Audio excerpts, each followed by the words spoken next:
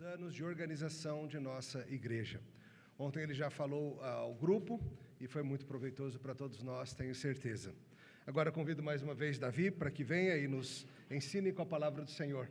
Deus te abençoe, meu irmão. Bom dia.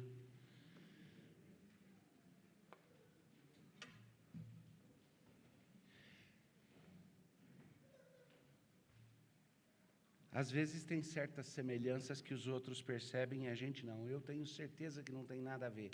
Mas eu vou contar para vocês uma coisinha a meu respeito, antes de eu ler a Bíblia e começar a falar só sobre ela. Eu já vi muita gente achar que eu parecia com um certo artista. Ainda bem que não é o Tom Cruise, coisa desse tipo assim, porque é coisa mais normal. Mas já me pararam na rua para perguntar se eu era o Tom Hanks.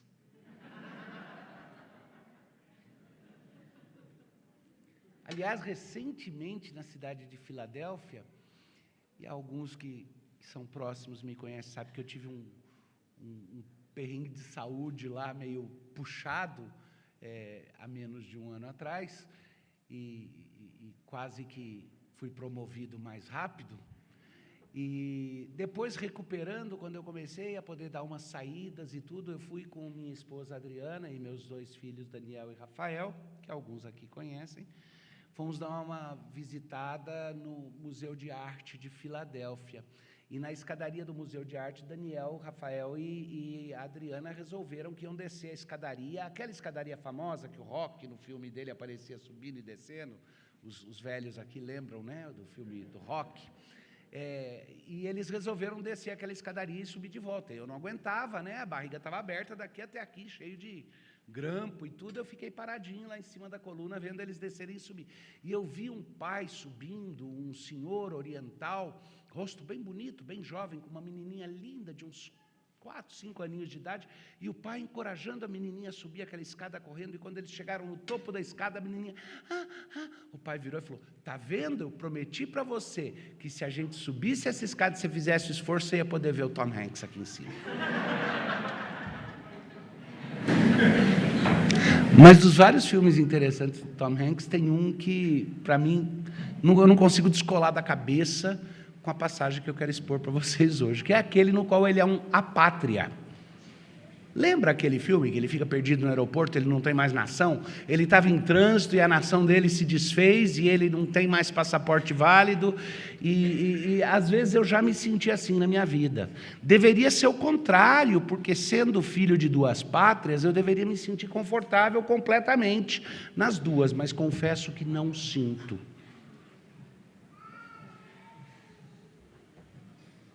E ontem eu toquei levemente nisso, hoje eu quero aprofundar. Eu acho que vocês deveriam também lembrar que vocês são, de certa forma, apátridas.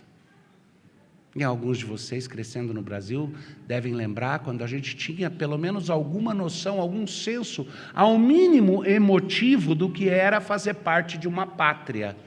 Lembra na escola, quando a gente cantava o hino à bandeira, hasteava a bandeira todo dia de manhã, todo mundo em posição, e os mais, assim, afetivos quanto a nação, punham a mão no coração?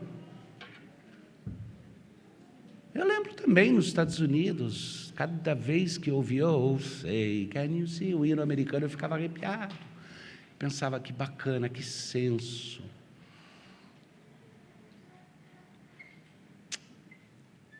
E o povo judeu ansiava por uma pátria também, né? Deus deu aquela pátria para eles. Transitória num certo sentido, permanente em outra, porque ela era a porta de entrada. Deixa a sua Bíblia marcadinha, se você tiver com ela fácil aí. Hebreus, capítulo 11. Eu vou ler os versos de 8 a 16.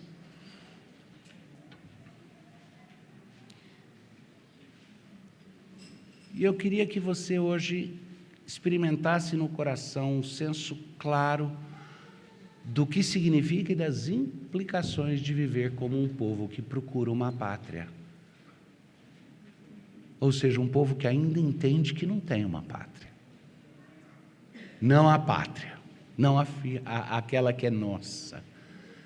E se em algum momento seu coração se aperta quando você olha para o mundo ao seu redor e diz, eu não reconheço as coisas que estão acontecendo, eu não pertenço Isso não é ruim. Vamos ler o que está lá nos versículos de 8 em diante, 8 a 16, do capítulo 11 de Hebreus. Pela fé, Abraão, quando chamado, obedeceu, a fim de ir para um lugar que devia receber por herança, e partiu sem saber aonde ia. Pela fé, peregrinou na terra da promessa, como em terra alheia, habitando em tendas com Isaque e Jacó, herdeiros com ele da mesma promessa, porque aguardava a cidade que tem fundamentos, da qual Deus é o arquiteto e edificador. Pela fé também a própria Sara recebeu poder para ser mãe, não obstante o avançado de sua idade, pois teve por fiel aquele que lhe havia feito a promessa. Por isso também, de aliás, já amortecido, saiu uma posteridade tão numerosa como as estrelas do céu e inumerável como a areia que está nas praias do mar.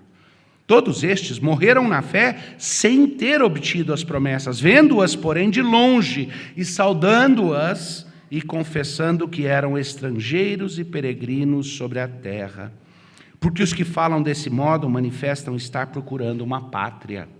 Vou repetir, porque os que falam desse modo manifestam estar procurando uma pátria. E se, na verdade, se lembrassem daquela de onde saíram, teriam oportunidade de voltar. Mas agora aspiram a uma pátria superior, isso é, celestial. Por isso Deus não se envergonha deles de ser chamado o seu Deus, porquanto lhes preparou uma cidade. Agora, talvez você diga, mas o que tem a ver essa questão de pátria, de peregrino? Ela pode mexer com algumas questões mais pessoais nossas, ou talvez um sentimento de como nós nos relacionamos com nação, com coisa desse tipo. Mas é mais profundo, é existencial. A gente vive no anseio de alguma coisa maior, um lugar de pertencimento. Drummond colocou a coisa dessa maneira. E agora, José? A festa acabou, a luz apagou, o povo sumiu, a noite esfriou. E agora, José? E agora você? Você que é sem nome, que zomba dos outros, você que faz versos, que ama e protesta. E agora, José? Está sem mulher, está sem discurso, está sem carinho, já não pode beber, já não pode fumar, cuspir, já não pode. A noite esfriou, o dia não veio, o bonde não veio, o riso não veio a utopia e tudo acabou. E tudo mofou. E agora, José? E agora, José, sua doce palavra, seu instante de febre, sua gula e jejum, sua biblioteca, sua lavra de ouro, seu terno de vidro, sua incoerência, seu ódio. E agora? Com a chave na mão, quer abrir a porta. Não existe porta. Quer morrer no mar, mas o mar secou. Quer ir para Minas. Minas já não há. E o que o poeta expressava ali é a antítese do tipo de pertencimento que é nosso por herança e que a gente abre mão. Deixa eu colocar uma alternativa que talvez, se não tem a riqueza poética e a genialidade de um Drummond, tenha, pela profundidade do seu anelo, algo de muito mais precioso. Essas são as palavras de Stephen Foster e Justus Nelson. Da linda pátria, essa é uma tradução para o português, da linda pátria estou muito longe, triste eu estou. Eu tenho de Jesus saudade, quando será que vou? Passarinhos, belas flores querem me encantar, ó, vão terrestres resplendores. Não quero aqui ficar. Jesus me deu fiel promessa, vem me buscar, meu coração está com pressa, eu quero ao céu voar. Meus pecados são muito grandes e culpado eu sou, mas o seu sangue põe-me limpo e para a pátria eu vou. Qual filho do seu lar saudoso, eu quero ir, qual passarinho para o ninho, eu quero ao céu subir. Sua vinda ao mundo é certa, quando, não o sei, ele me achará alerta, e para o céu irei.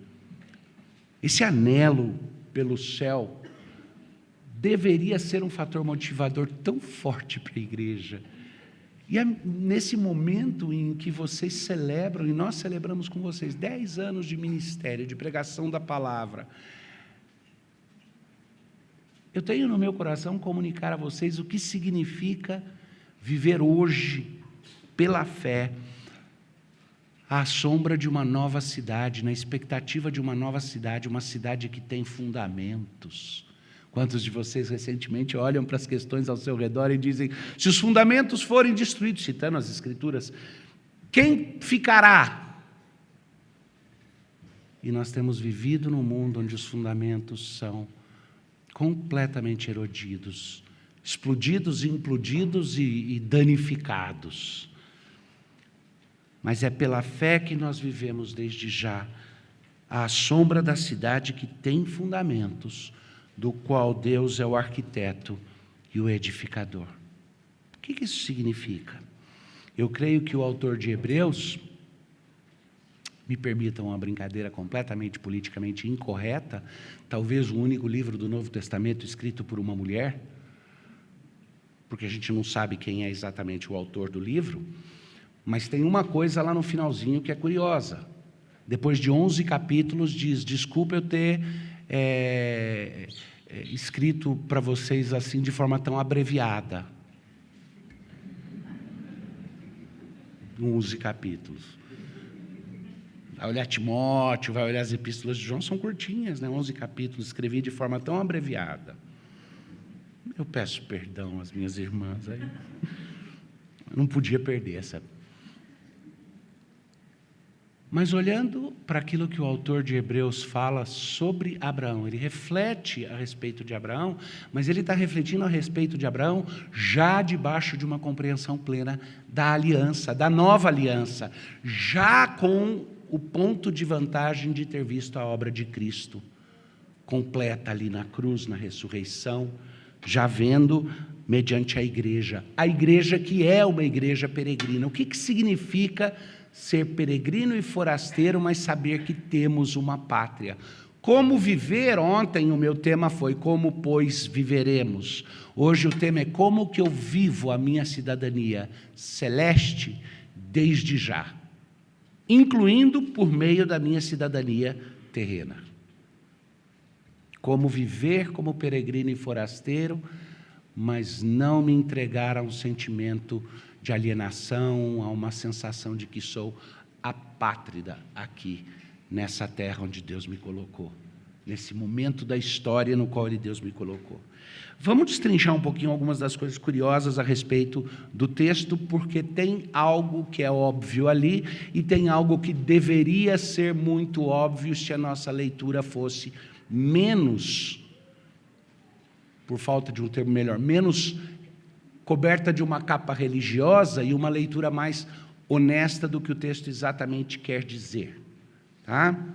A primeira coisa que me surpreende no texto é se você der uma olhada aonde é que Abraão foi peregrino.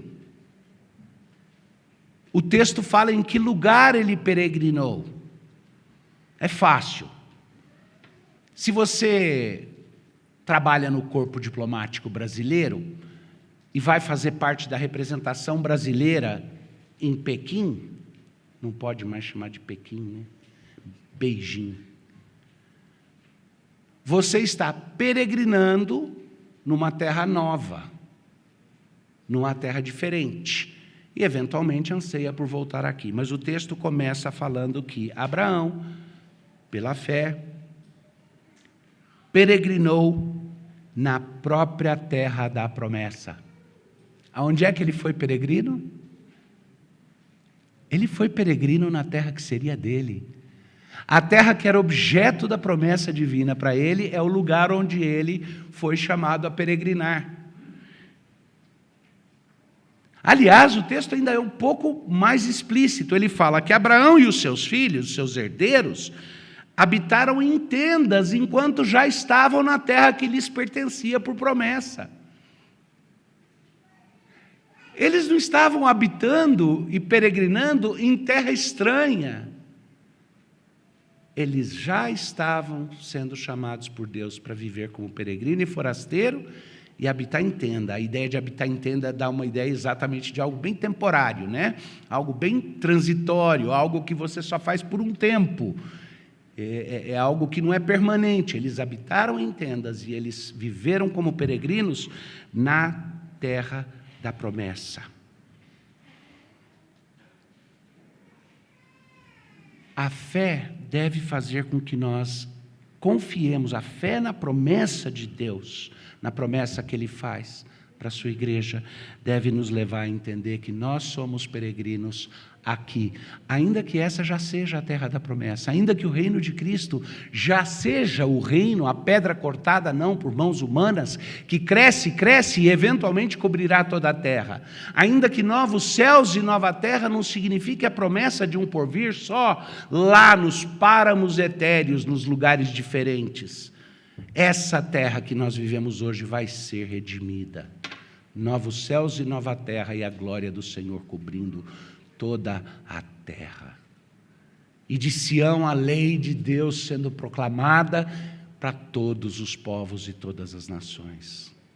Nós não somos chamados para sermos peregrinos e forasteiros em um lugar que não seja nosso. Deus está nos preparando para o dia em que nos dará por promessa essa terra. Esse planeta, essa realidade histórica que nós experimentamos, mas nos convida a termos uma profunda compreensão de que, por enquanto, nós somos os estrangeiros e os forasteiros. Deve haver da nossa parte uma sensação clara de que nós não pertencemos a esse reino que está em decomposição. Nós pertencemos a um novo reino que está sendo estabelecido. Mas nós não vivemos alienados desse reino em decomposição. É aqui que Deus nos chamou para darmos o nosso testemunho verdadeiro. Mas tem algumas outras coisas curiosas no próprio texto. A fé na promessa de Deus, as promessas que Ele faz para nós, no pacto que Ele faz com a igreja de Cristo, ela nos faz inconformados com a cidade dos homens. O termo cidade dos homens é porque numa obra espetacular, Agostinho de Hipona, Santo Agostinho, descreve o que é um clássico, na verdade é um clássico, não apenas do ponto de vista de literatura clássica dentro da cristandade, mas na verdade é talvez uma das primeiras obras que apresenta uma clara filosofia da história. E a obra é chamada Cidade de Deus, e ali ele contrasta a cidade de Deus e dos homens. Ele começa dizendo: 2 amores plantaram 2 cidades.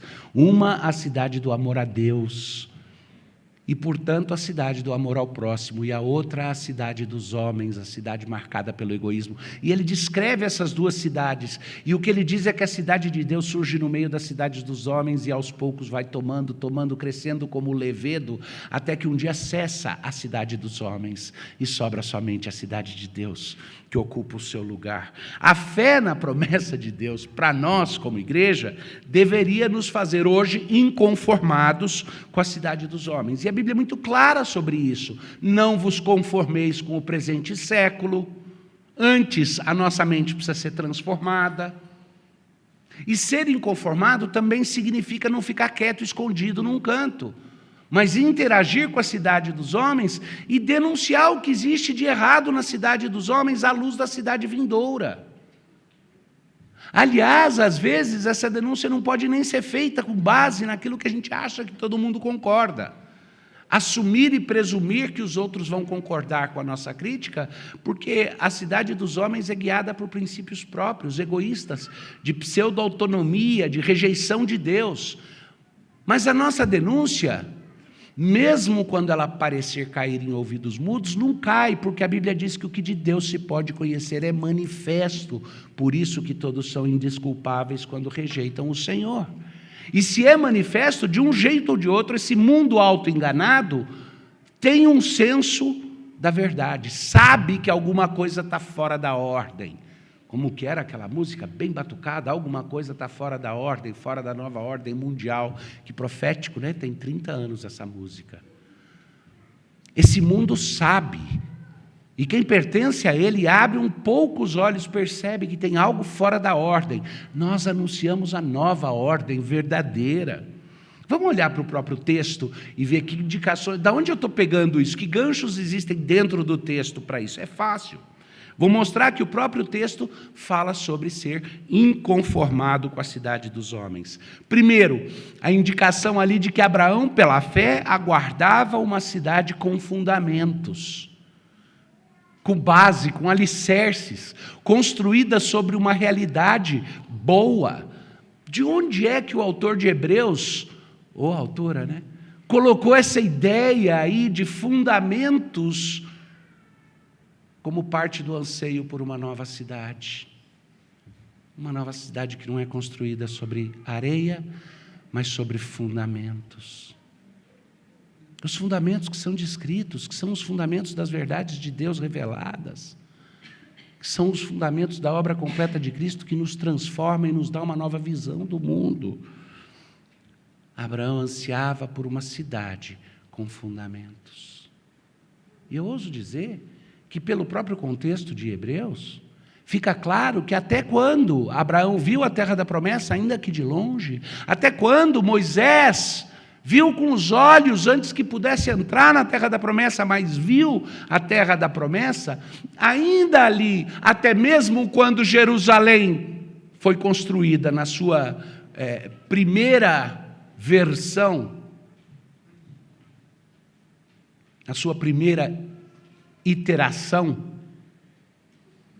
ela ainda não era aquela cidade prometida com os fundamentos profundos. Abraão, pela fé, aguardou uma cidade que tem fundamentos. Jesus ensinou aos seus discípulos, enquanto em Jerusalém, que eles ansiavam pela nova Jerusalém, completa e com fundamentos. E o próprio texto vai dizer isso. E o que significa ansiar por uma cidade que tem verdadeiros fundamentos e não me conformar com a cidade dos homens? Bom, significa em parte que eu expresso profeticamente o final. Eu anuncio que a cidade dos homens está perecendo, que o fim está próximo. Não vou sugerir que você ponha um cartaz na frente e atrás com uma tirinha de couro ou de lona segurando as duas partes e diga: o fim se aproxima, e saia na rua gritando com um megafone. Mas alguma versão disso tem que fazer parte da sua vida para mostrar que você, primeiro, não é alguém sem pátria, mas segundo, que você não se sente confortável com o lugar e com o momento. Porque senão, nós nos acomodamos. Vocês lembram as cartas lá no Apocalipse? As 7 cartas às 7 igrejas? É muito interessante ali, especificamente, na última carta, quando fala a expressão, falando sobre a igreja, diz: vocês não são quentes nem frios, são mornos e eu tenho vontade de te vomitar da minha boca. Expressão forte, né? Eu já vi, desde menino, aqui em Brasília, menino tocando com equipe de louvor nas igrejas, e eu ouvi as pessoas expondo aquele texto, dizendo: está vendo? Está dizendo aqui que ou você deve ser frio, presbiteriano, alguma coisa assim, ou você deve ser bem quente, tipo lá da Igreja Batista Central, do Vilarino, alguma coisa desse tipo. Porque o texto está falando que o ruim é o morno. Não. O texto ali está falando o contexto no qual ele está escrito, para quem ele está escrito e o que ele quer dizer. Ele está falando que quando eu assumo a temperatura do meu meio, que é a definição de morno, certo? Como que se define morno? O que é morno? Morno é aquilo que está próximo da temperatura do corpo de quem está sentindo. Você vai sentir que algo está morno quando algo estiver próximo da temperatura da sua pele. Se estiver um pouco acima da temperatura da sua pele, você vai sentir quente. Se estiver um pouco abaixo, vai sentir frio. Se você estiver com febre, algo vai ser sentido e experimentado como frio, mesmo que esteja numa temperatura que para outros será considerado como morno. Tépido. O que o texto lá fala é que a igreja perde o seu propósito, perde o seu sentido de existência, quando ela assume a temperatura do seu ambiente e ela já não fede nem cheira. Ela não faz diferença para um lado nem para outro. Ela não esquenta e não taca fogo nos lugares onde o frio dominou os corações. E ela não acalma, não amansa e não resfria os corações e as mentes de quem está ardendo em chamas e dores. A igreja precisa ser algo, uma contracultura, onde ela é diferente da temperatura que a cerca. Ela precisa trazer calor onde o calor é necessário e frio onde o frio é necessário. O que ela não pode é ser uma confirmação térmica do ambiente no qual ela está inserida. Esse é um pequeno desvio para explicar de volta aqui, que parte do anunciar a morte da cidade significa ter temperatura, e ser uma igreja que traz calma, e remanso e resfriamento quando o mundo estiver em chamas, e que taca fogo quando o mundo estiver gélido. Uma igreja que anuncia profeticamente a morte da cidade dos homens, o fim desse tempo. Como eu disse, não precisa botar ali as 2 placas de madeira dizendo o fim está próximo, mas precisa anunciar, isto é transitório. Tudo isso é transitório. Aliás, algumas pessoas que já me ouviram pregar antes sabem que eu gosto sempre de lembrar aos irmãos que existem 3 palavrinhas mágicas que nos ajudam muito nos dias de hoje, quando experimentamos coisas, né? As 3 palavrinhas que você nunca deve esquecer, que você pode falar para você mesmo e que são assim um mantra mágico. É o seguinte: quando você estiver nos seus momentos de maior dificuldade, ou quando estiver nos seus momentos de maior glória, quando você estiver no ápice e quando você estiver lá no buraco, você pode simplesmente lembrar as 3 palavrinhas. Isso vai passar.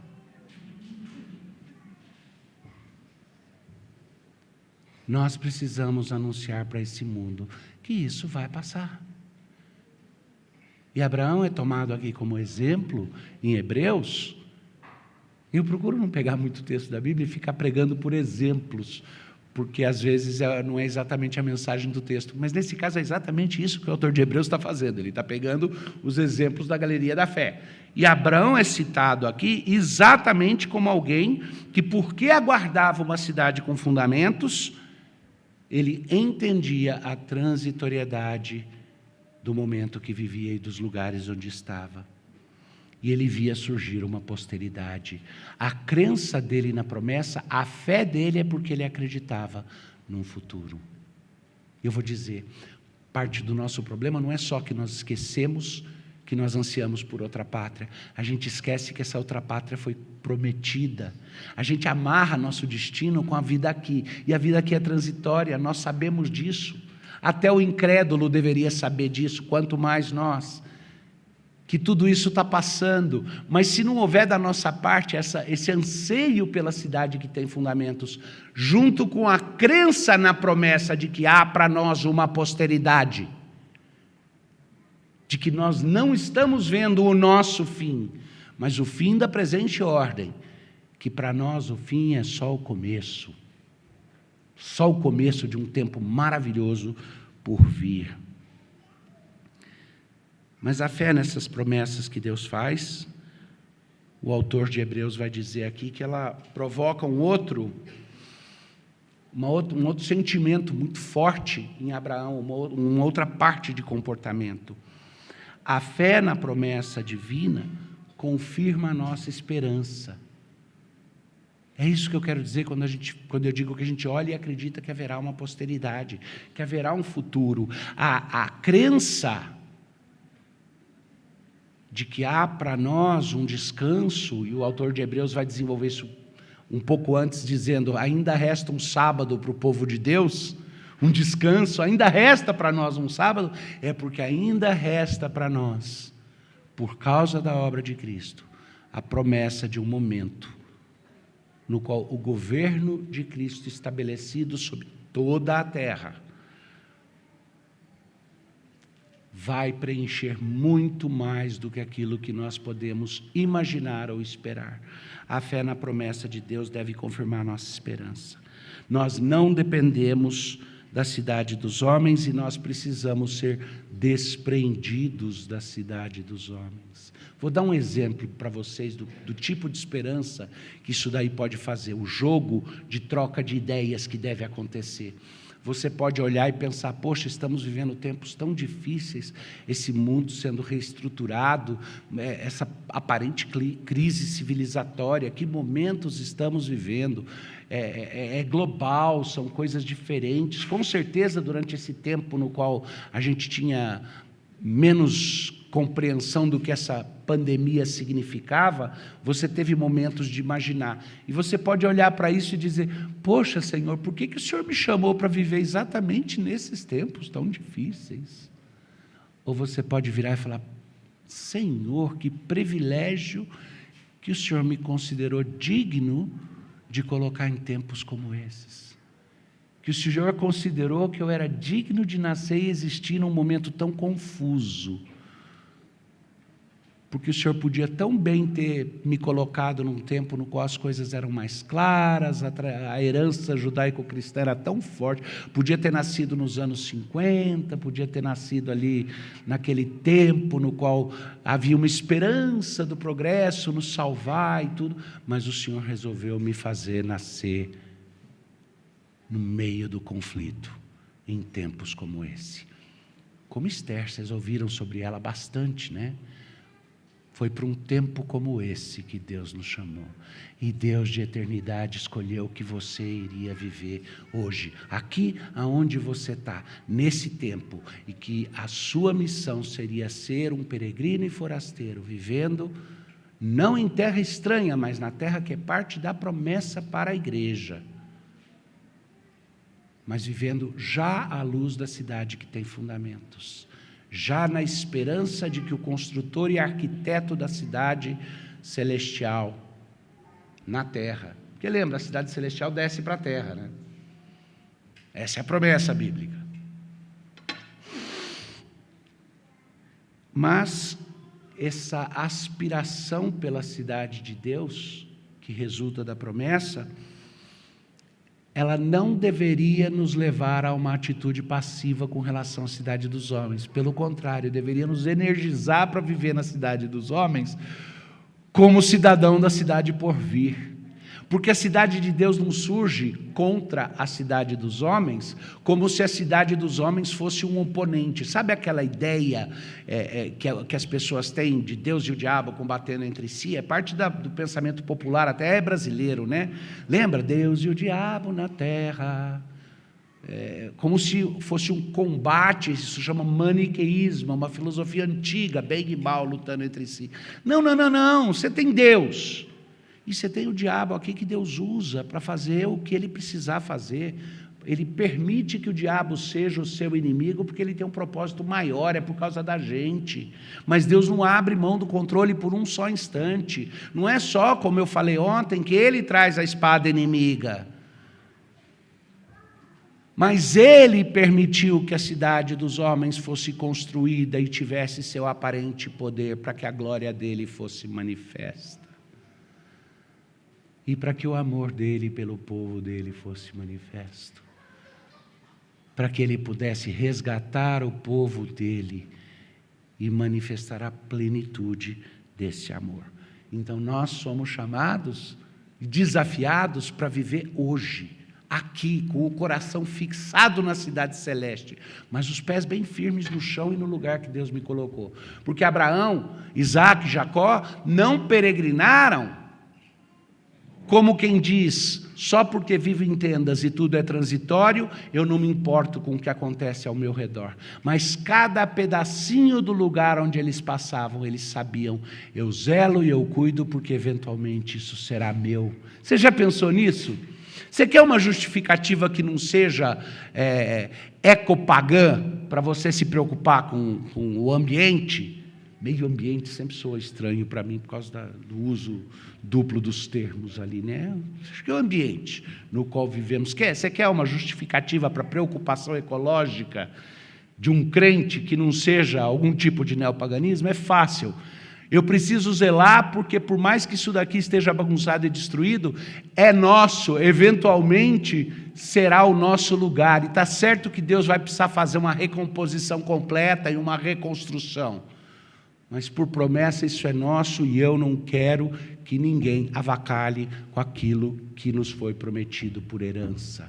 Quem que era aquele personagem comediante brasileiro que tinha uma das esquetes dele, no qual a esposa era muito, digamos assim, burrinha, e os amigos iam visitá-lo, e aí a esposa falava algumas asneiras, eles começavam a caçoar da esposa, e ele no começo caçoava junto com os amigos da própria esposa, e de repente, não, para, aí também não, é a mãe dos meus filhos, e mudava de atitude, porque ele percebia onde está. Você precisa olhar para essa terra, para esse planeta, para essa terra que vai comer os nossos olhos, se Deus não vier antes, e entender que a razão pela qual a gente diz, para de esculachar com ela, para de fazer o que está errado com ela, é porque ela é nossa, ela foi prometida para nós, ela é parte da nossa herança, eu quero ser bom mordomo, e eu quero treinar ser bom mordomo desde já, mesmo sabendo que Deus vai ter que reconstruir tudo, Ele vai ter que reconstruir o ecossistema inteiro, mas ainda assim eu quero desde já fazer o exercício de quem não depende da cidade dos homens, mas até zela por ela, sabendo que ela é parte da herança que um dia se transformará na cidade de Deus. O compromisso é com a nova pátria, mas a presença é na velha pátria. O nosso compromisso é com uma nova cidadania. E Abraão é tido como exemplo ali em Hebreus de alguém comprometido com uma nova pátria e uma nova nação que lhe foi prometida.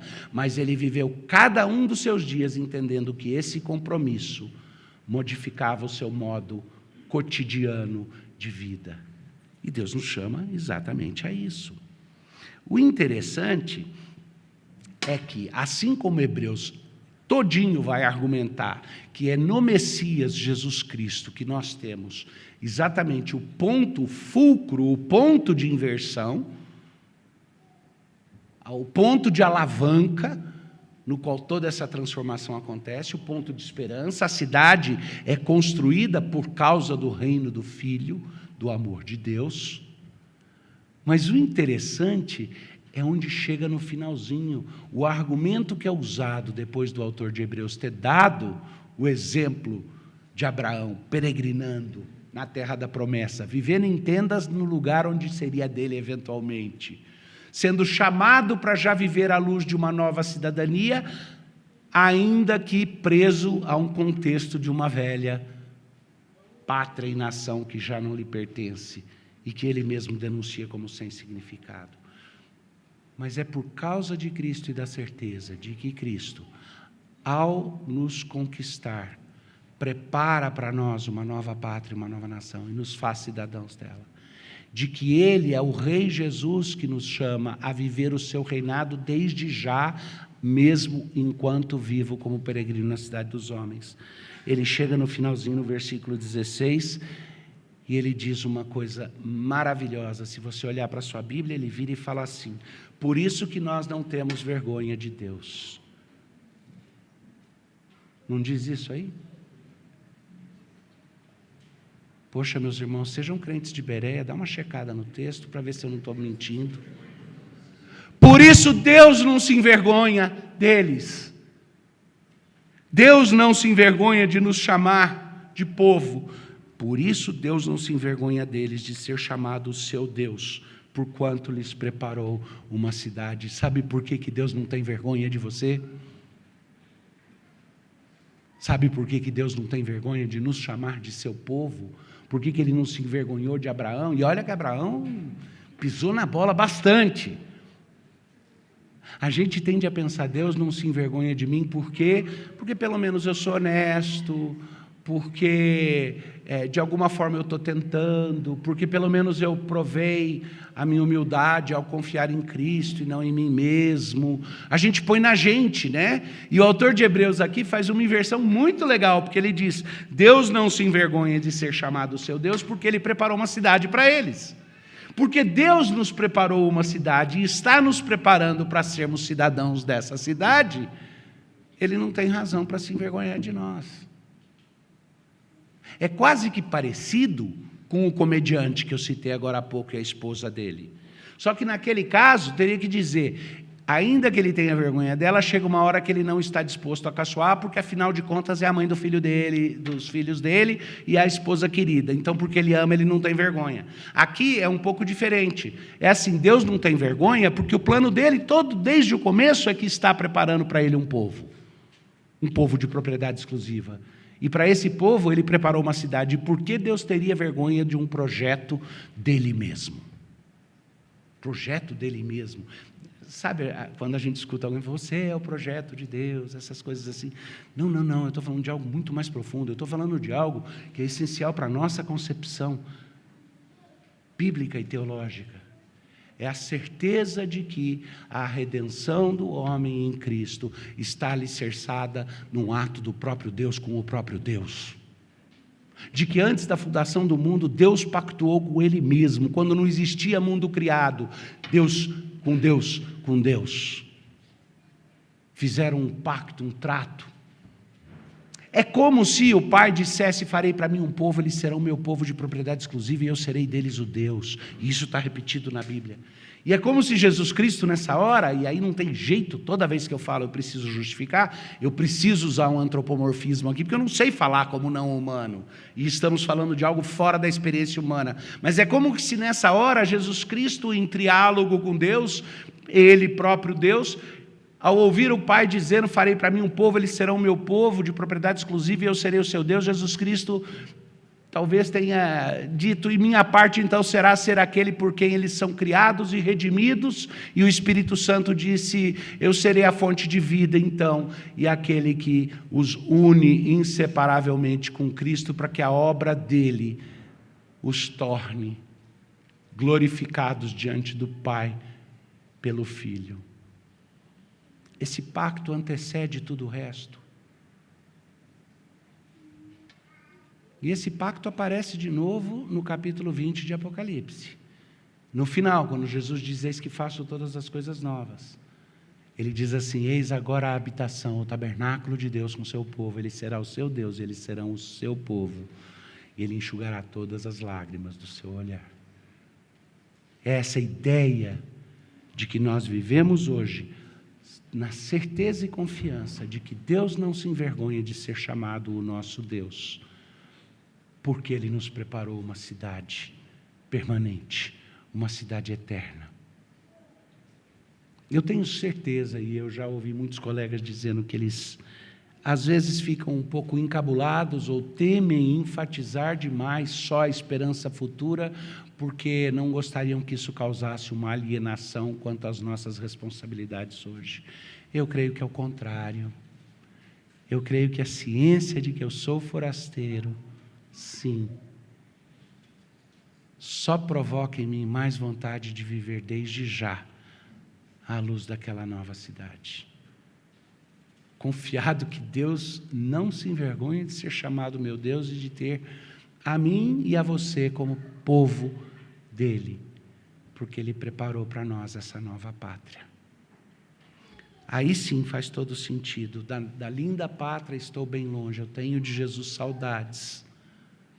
Anelo por isso, mas também faz sentido o apóstolo Paulo quando diz, para mim ir e estar com Cristo seria maravilhoso, mas por amor a vocês eu quero estar aqui, agora, nesse presente e vivendo. Que Deus nos dê a graça de vivermos de fato a nossa cidadania da nova cidade celestial, hoje, incluindo por intermédio da nossa cidadania nessa terra que ainda não se fez nossa, mas que um dia será. E que, portanto, até por respeito pelo que há de vir, eu enfrento hoje a realidade que é e faço aquilo que me permitir um testemunho fiel e verdadeiro. Que Deus nos abençoe. Pastor.